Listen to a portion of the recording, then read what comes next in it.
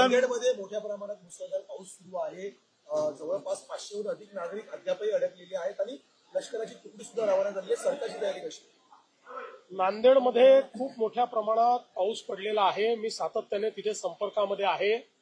विशेषतः जी काही वरच्या भागातले धरणं आहेत त्या धरणांमधलं पाणी अधिक वेगानं सुटल्यामुळे खूप मोठ्या प्रमाणात त्या भागामध्ये पाणी शिरलेलं आहे। आपला संपर्क त्या ठिकाणी आहे। आता धरणाचं पाणीही आपण रेग्युलेट करायला लावलंय। बाजूच्या राज्यांची आपण चर्चा केलेली आहे, त्यामुळे ते रेग्युलेट केलंय। लोकांना बाहेर काढण्याचं काम केलेलं आहे। एनडीआरएफ त्या ठिकाणी होतीच, पण जो काही पाण्याचा वेग होता तो पाहता आपण लष्कराला देखील त्या ठिकाणी पाचारण केलेलं आहे।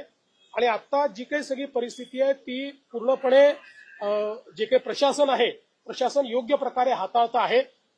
जीवितहानी होऊ नये, मोठ्या प्रमाणात हानी होऊ नये या दृष्टीनं जे करण्याची आवश्यकता आहे ते सर्व प्रशासनाच्या माध्यमातून नांदेडमध्ये केलं जात आहे।